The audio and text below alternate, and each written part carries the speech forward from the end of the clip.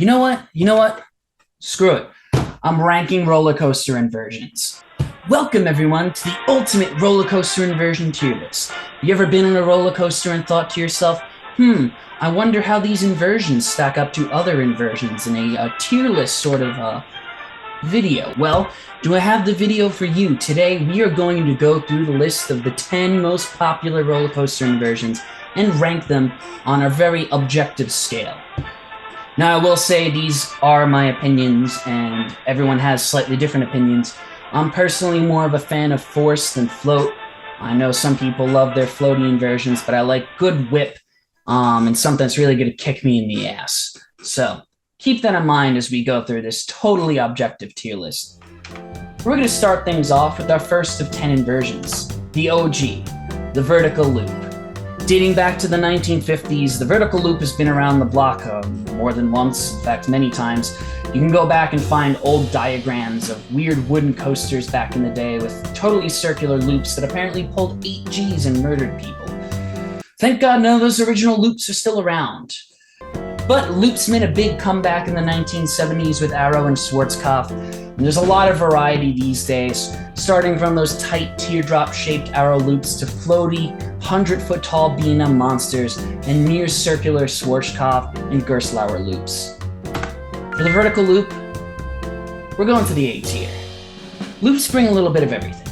They can bring intense positive Gs, they can bring float, they can bring hang time even. Occasionally they can be forceless duds, which does keep them from ascending to the very highest echelon, but the vast majority of the time, vertical loops absolutely slap. They are the OG inversion and they're popular for a reason. And now we're going to move on to the corkscrew. Yes, now we're in the modern age, and we're approaching the era of aerodynamics dominance. Starting with 1975's corkscrew at Knott's Berry Farm, Arrow took the corkscrew and made it the mainstream inversion of choice. It was Arrow's bread and butter, but also B&M took to it hard with their loopers and their inverts. It's a pretty standard inversion that's ubiquitous across all manufacturers, but different manufacturers take different approaches to the corkscrew. The corkscrew is going to land in the B tier. The best of these are the insanely whippy corkscrews and old school B&Ms. Think like Batman the Ride, Afterburn. Any of the old school B&M inverts really bring the whip. You're sent through the element and it's absolutely awesome. Sometimes they give you great hang time too, especially on old Arrows that you take really slowly, Anaconda being a great example. However, a decent chunk of corkscrews can be forceless and kind of boring, so they definitely fall a little bit lower than the vertical loop to me. Next, we have another Arrow inversion, the Batwing, originally called the Kamikaze the Kamikaze Curve on Arrow's 1980 multi-looper, the Orient Express. In the early days, this was Arrow's turnaround of choice, and it made it onto a few B&M inverts too, and it's actually making a comeback in some new school Vacomas. For the Batwing, we're going to the S tier. Absolutely diabolical. The Batwing is the GOAT inversion. It is the best roller coaster inversion. There are 2 modes of the Batwing. You get elite hang time paired with amazing positives and great whip, or crushing positive Gs the entire way through, like in an invert like Afterburn. Batwings are always insanely whippy, and they are way better than the turnaround that eventually supplanted it. Not to mention, they take up more space, which usually means that Batwings go into a trench, and trench runs are cool. So the Batwing is goated. It should be on more B&Ms. It's the best part of every Arrow. It should be everywhere. We are, however, going to move now from the Batwing to its far inferior counterpart, the Cobra Roll. Did you know the Cobra Roll debuted on the Vekoma Boomerang? That says all you really need to know right there. After blessing some of their best inverts with Batwings, B&M suddenly decided to give up on the inversion and go with Cobra Rolls for everything else, and now these things are everywhere.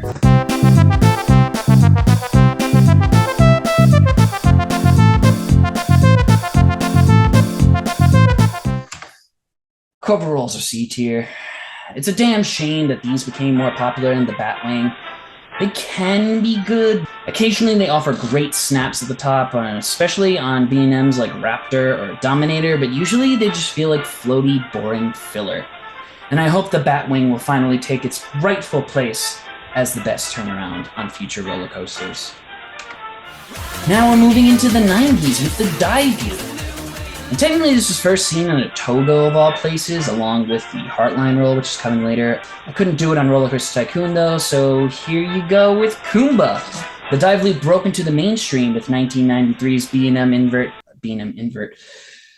1993's B&M Looper Kumba, and has remained relatively popular, with RMC picking it up a lot as of late. It's fallen out of favor a bit for the Immelman, but it's still around. And the dive loop is an A-tier inversion. It's great. It's unfortunate the Immelman's more popular because the dive loops are usually way better. You get good whip going up and even airtime in some cases, like in the RMCs, and then you get strong positives at the pull-out on the bottom. I'm glad RMC is bringing them back because sometimes they're the highlights of certain RMCs, like the Jersey Devil Coaster. And this brings us to another B&M inversion, the Zero G Roll. The Zero G Roll first came out on Batman the Ride in 1990 whatever, and quickly came to dominate B&M's looper lineup. You can find a Zero G Roll on almost all of them. Other manufacturers, such as RMC especially, have taken up the Zero G Roll and run with it. Now, I know I might get a little bit of hate here, but I think Zero G Rolls are B tier. There's a tale of two cities here with the Zero G Roll. Old school B&M Zero G Rolls are elite. They are so violent and powerful, and they're usually the best part of the ride. Thinking of Batman the Ride, Great Bear has an amazing one. However, newer B&Ms and most other manufacturers tend to focus on the float now over the force, and I think it's pretty damn vanilla. RMC really loves the slow, floaty Zero G Roll, and it's really fun the first, 30 times, but eventually they all feel exactly the same, and they're boring compared to the rest of the ride. I mean, they're never bad, but sometimes they're just bland. The floor is decently high, but unless it's an old-school whippy B&M Zero G Roll, the ceiling isn't too high either. Now we go to the cutback. This isn't very common of an inversion, but I'll take any excuse to bring up Arrow's masterpiece Drakenfire when I can. It is starting to pop up pretty frequently, though, with RMCs and Gerstlauers.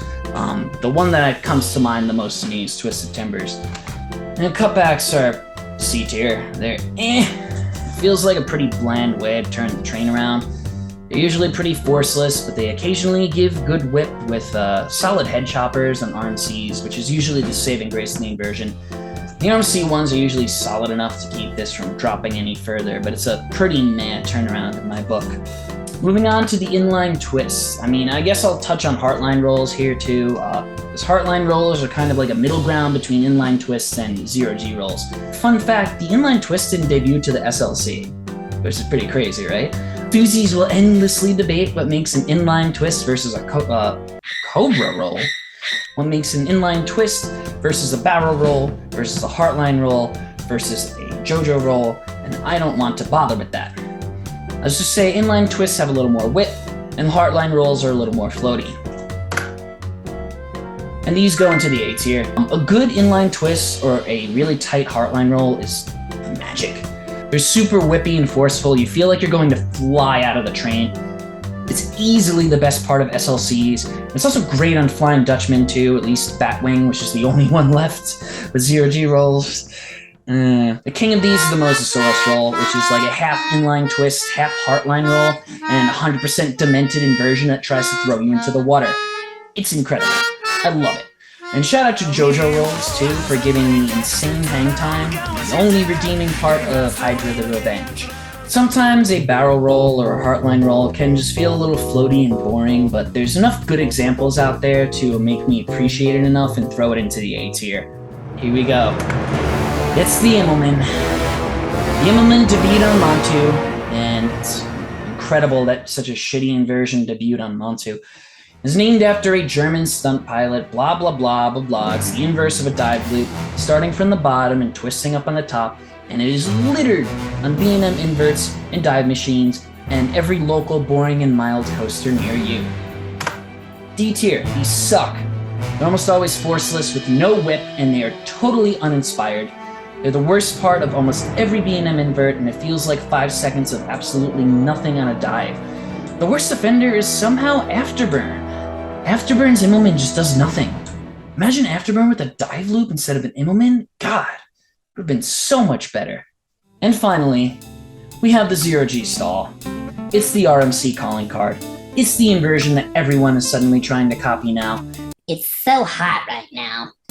Literally everyone's copying stalls. Intamin, I see you. Cut the shit. This is going to be the hottest take of the day. Stalls are mid. The floatiness is cool, but after the novelty wears off, it's just 3 seconds of dangling around and doing nothing. Please don't click away from the video. If I wanted to dangle upside down, I would just hang my head off the side of my bed for 3 seconds. Please don't. No. Almost every stall would be better as an airtime hill. But, they're not bad by any means. Not bad by any means. The floor is high, but the ceiling is low.